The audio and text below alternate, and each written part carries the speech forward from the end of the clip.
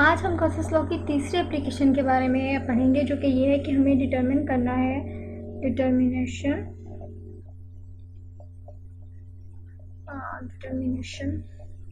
Of E electric जो intensity है उसके बारे में डिटरमिन करना है किसी भी पॉइंट पे at a point between two opposite charge plate.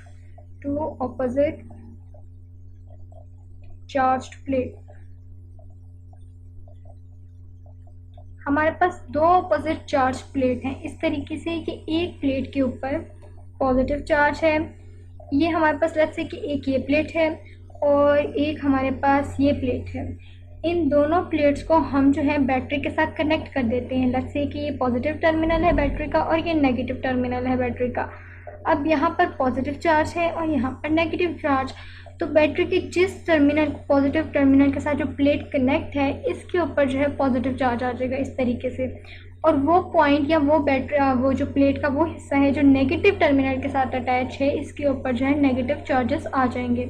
अब चूँकि हमें मालूम है कि किसी भी इलेक्ट्रिक फील्ड के अंदर जो इलेक्ट्रिक इंटेंसिटी की डायरेक्शन हम रिप्रेजेंट करते हैं वो इस तरीके से की जाती है कि वो हमेशा पॉजिटिव से नेगेटिव की तरफ होते हैं। यानी कि अगर मैं इसे इलेक्ट्रिक फील्ड लाइंस को रिप्रेजेंट करना चाहूँ तो मैं इस तरह से करूँगी कि ये इलेक्ट्रिक फील्ड लाइंस है इस तरह से पॉजिटिव से नेगेटिव की तरफ, इस तरह से ये इलेक्ट्रिक फील्ड लाइन आ गई। अब मैं ये करती हूँ कि मैं किसी भी एक सरफेस को अगर इस टू ऑपोजिट चार्ज प्लेट के दरमियान इस तरीके से रख लूँ,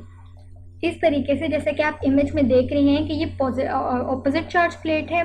पॉजिटिव चार्ज प्लेट है और ये जो है नेगेटिव चार्ज प्लेट है। इसके अंदर मैंने एक सरफेस को इस तरीके से रखा है कि उसका जो वेक्टर एरिया ए है वो ई के बिल्कुल पैरेलल आ जाए। यानी कि मैं अगर एक सरफेस को इस तरीके से रखूं, अगर आप किसी बुक को ऊपर की तरफ उठा के ऊपर की तरफ उठाएं, बिल्कुल स्ट्रेट रखें अपने हाथ में, तो उसका जो वेक्टर एरिया ए होगा वो नीचे की डायरेक्शन में आ जाएगा इस तरीके से। यानी कि अगर मैं इस सरफेस को पूरी की पूरी, चूँकि यहाँ पर तो हम 2 डायमेंशन में बना रहे हैं ना, अगर कोई सरफेस है या कोई बुक हो तो वो 3 डायमेंशन जो है 3 डायमेंशन में होती है। अब यहाँ पर 2 डायमेंशन में है तो जाहिर सी बात है उसका वेक्टर एरिया मैं इसी तरीके से शो कर सकती हूँ। लेट्स से कि ये मेरी वो सरफेस है,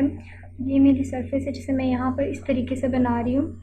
ये सरफेस इसके अंदर जब मैं प्लेस करती हूँ तो इसका वेक्टर एरिया ए जो है वो इस डायरेक्शन में आ जाता है। जैसे कि आप इस इमेज में देख सकते हैं कि वेक्टर एरिया ए जो है वो बिल्कुल ई के पैरेलल आ जाता है। अब चूँकि ये वेक्टर एरिया है, इस सरफेस को हम लोगों ने एक इलेक्ट्रिक फील्ड के अंदर रखा है, तो जाहिर सी बात है इस सरफेस के ऊपर कोई ना कोई तो इलेक्ट्रिक फ्लक्स प्रोड्यूस होगा ना, और जो इलेक्ट्रिक फ्लक्स प्रोड्यूस होगा हम उसे जानते हैं कि उस इलेक्ट्रिक फ्लक्स को हम कह सकते हैं कि ये ई ए है। दूसरी बात ये कि इस सरफेस के अंदर से सिर्फ एक चार्ज नहीं बल्कि बहुत ज़्यादा पॉजिटिव चार्जेस हैं, क्योंकि हम लोगों ने इसे पॉजिटिव प्लेट के ऊपर रखा है तो इसके ऊपर बहुत से पॉजिटिव चार्जेस हैं। गॉसेस लॉ ने हमें ये कहा कि अगर किसी भी क्लोज्ड सरफेस के अंदर एक से ज़्यादा चार्जेस हों तो हर चार्ज की वजह से इलेक्ट्रिक फ्लक्स प्रोड्यूस होता है, और ओवरऑल जो उस सरफेस के ऊपर इलेक्ट्रिक फ्लक्स आ जाता है उसे हम इस तरीके से लिख सकते हैं कि उस सरफेस के ऊपर जो टोटल इलेक्ट्रिक फ्लक्स है वो 1/ε0 इंटू चार्ज Q है, और ये जो कैपिटल Q है ये Q1 plus Q2 plus Q3 so on Qn तक का एडिशन होता है। और मोस्टली सम केसेस में हम कैपिटल Q को जो है अप्रोक्सीमेटली स्मॉल q के ही इक्वल लिख लेते हैं ताकि हमें इक्वेशन को कंपैरिजन करने में थोड़ी सी आसानी हो जाए। अब यहाँ पर जो गॉसेस लॉ के अकॉर्डिंग इलेक्ट्रिक फ्लक्स होना चाहिए वो हमारे पास 1/ε0 इंटू Q है, कैपिटल Q कह लीजिए या स्मॉल q। और इसके अलावा अगर हम इलेक्ट्रिक फ्लक्स के थ्रू देखें, जो कि हमारा हम लोगों ने इलेक्ट्रिक फ्लक्स के फॉर्मूले से इलेक्ट्रिक फ्लक्स को समझते वक्त उसकी एक्सप्लेनेशन के दौरान इलेक्ट्रिक फ्लक्स का फॉर्मूला निकाला था, जिसे हम लोग बेसिक फार्मूला कह सकते हैं, या बेसिक फार्मूला है जो हमारा वो हमेशा ई ए है, क्योंकि गॉसेस लॉ तो इलेक्ट्रिक फ्लक्स की आगे से एप्लीकेशन है ना, मज़ीद उसको मॉडिफाई करके जो हम लोगों ने इलेक्ट्रिक फ्लक्स का फॉर्मूला एक डिराइव किया उसे हम लोग कहते हैं कि ये गॉसेस लॉ है। अब चूँकि ये सरफेस को मैंने इस प्लेट के अंदर रखा, इस ऑपोजिट चार्ज प्लेट के अंदर इस तरीके से रखा है कि इसका वेक्टर एरिया ए हमारी इलेक्ट्रिक फील्ड ई के पैरेलल आ जाए। इस सरफेस के अंदर से चूँकि इलेक्ट्रिक फील्ड लाइन पास कर रही हैं और इलेक्ट्रिक फील्ड लाइन जब भी किसी सरफेस के अंदर से पास करती हैं तो उस सरफेस में इलेक्ट्रिक फ्लक्स प्रोड्यूस कर देती हैं। एक चीज़ तो हमें ये पता चल गया कि इस सरफेस में इलेक्ट्रिक फ्लक्स प्रोड्यूस हो रहा है। दूसरी चीज़ हमें ये पता चल गई जो कि इलेक्ट्रिक फ्लक्स की मॉडिफिकेशन है, यानी कि इलेक्ट्रिक फ्लक्स की जो एप्लीकेशन है गॉसेस लॉ, वो हमें ये बताता है कि चूँकि इस सरफेस के अंदर से एक नहीं बल्कि लातादार चार्जेस पास कर रहे हैं, लातादार चार्जेस की वजह से इलेक्ट्रिक फील्ड पास कर रही है, तो हर चार्जेस की वजह से कोई ना कोई इलेक्ट्रिक फ्लक्स होगा। तो ओवरऑल जो इलेक्ट्रिक फ्लक्स है वो 1 divided by epsilon naught into charge Q आ जाएगा। अब अगर मैं ये कहूँ कि हर चार्ज की वजह से इलेक्ट्रिक फ्लक्स फाइंड आउट करने की बजाय मैं क्यों ना इस चार्ज की सरफेस डेंसिटी फाइंड आउट कर लूँ, जैसे कि हम लोगों ने लास्ट वीडियो में उसकी सेकंड एप्लीकेशन में किया था।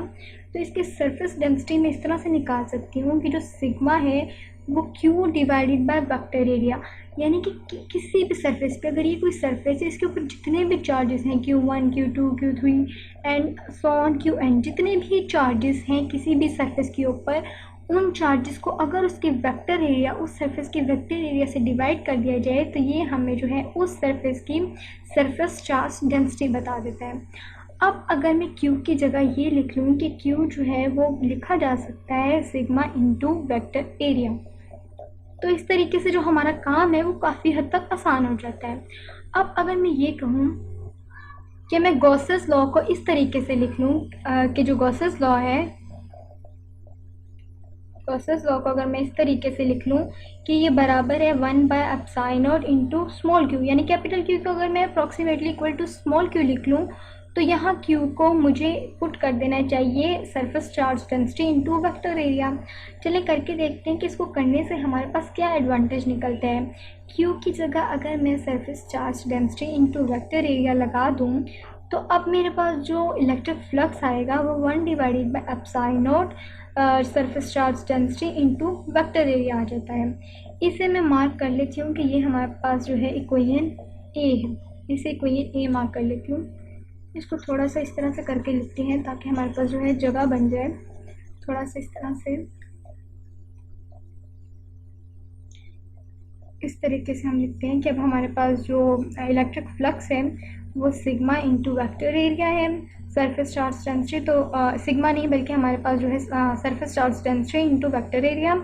तो इस तरीके से हमारे पास जो इलेक्ट्रिक फ्लक्स है वो 1 divided by epsilon naught into surface charge density into A vector area आ जाता है। इससे हम लोग मार्क कर लेते हैं इक्वेशन ए। और जो हमें मालूम है अपने जो है बेसिक फार्मूला से कि जो इलेक्ट्रिक फ्लक्स है किसी भी सरफेस के लिए वो हमेशा ई ए के इक्वल होता है।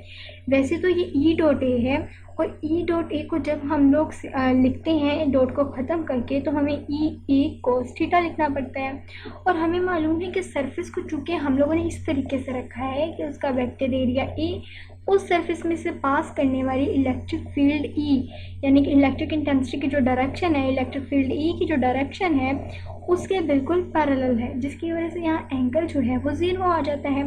मैं इसे इलेक्ट्रिक इंटेंसिटी इसलिए बोल रही हूँ क्योंकि किसी भी फील्ड में हम लोगों ने अगर इलेक्ट्रिक इंटेंसिटी की डायरेक्शन को रिप्रेजेंट करना हो तब हम एरो हेड लगाते हैं, लेकिन एरो हेड जो है असल में इलेक्ट्रिक फील्ड की जो है वो स्ट्रेंथ को बता रहा होता है ना, इसलिए ई को हम लोग इलेक्ट्रिक इंटेंसिटी कह सकते हैं, बल्कि ई को हम लोग कहते ही इलेक्ट्रिक इंटेंसिटी है।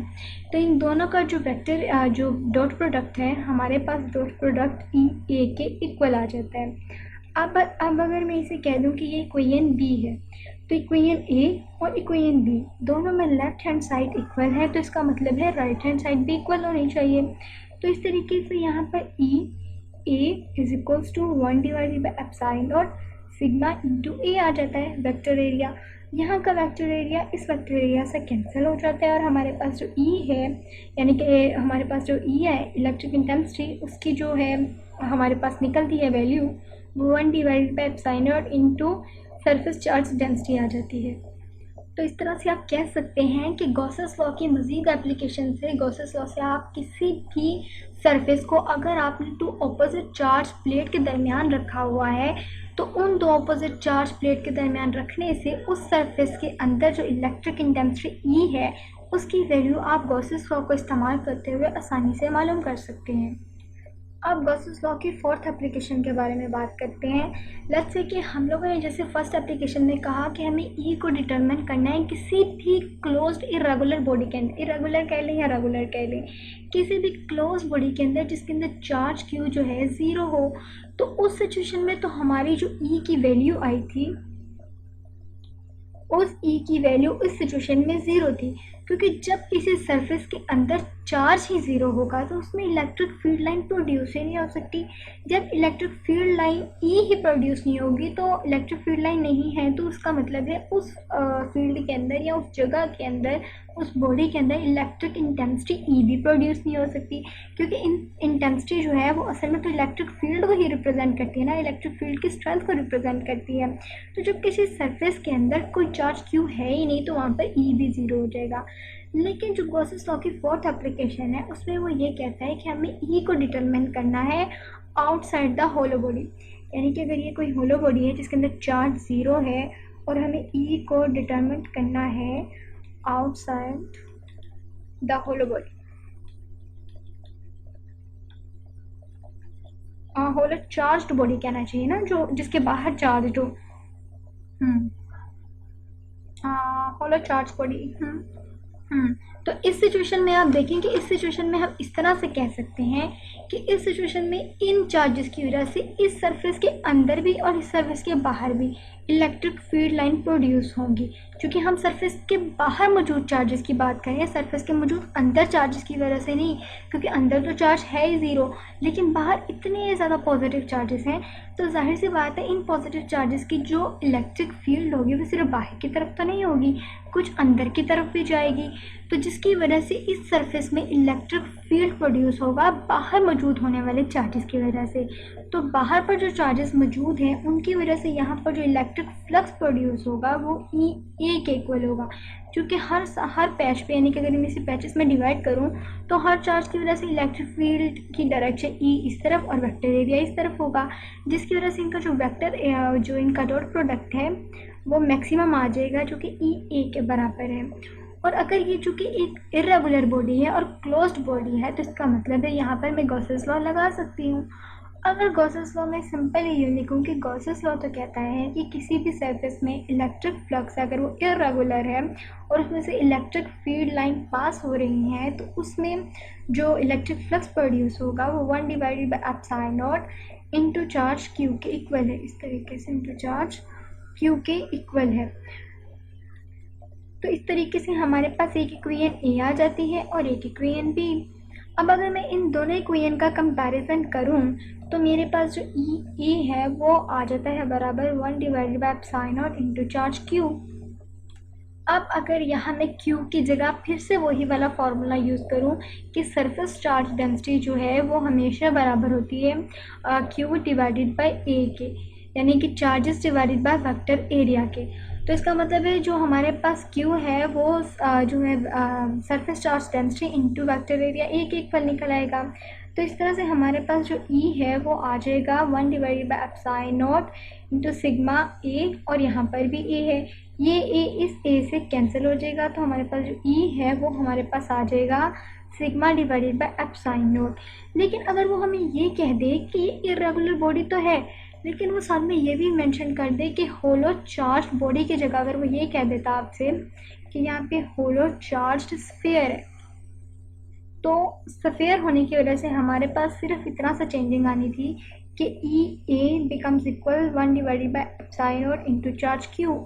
अगर मैं यहाँ पर ए की जगह, चूँकि स्फीयर है तो स्फीयर के जो वेक्टर एरिया होता है वो 4 पाई एप्सिलॉन नॉट होता है, तो 4 पाई आर स्क्वायर, सॉरी 4 पाई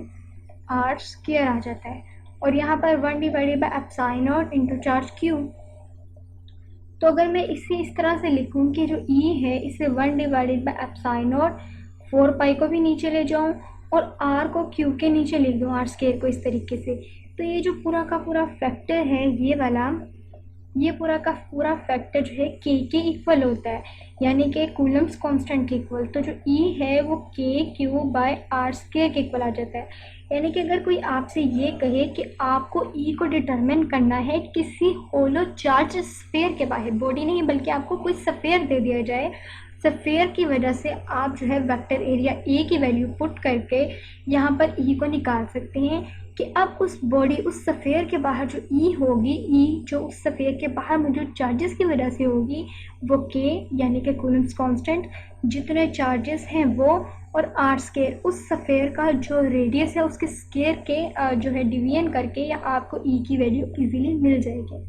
तो इस तरह से गॉसेस लॉ को और इलेक्ट्रिक फ्लक्स के कॉन्सेप्ट को इस्तेमाल करते हुए आप डिफरेंट चीज़ों के लिए ई की वैल्यू कैलकुलेट कर सकते हैं।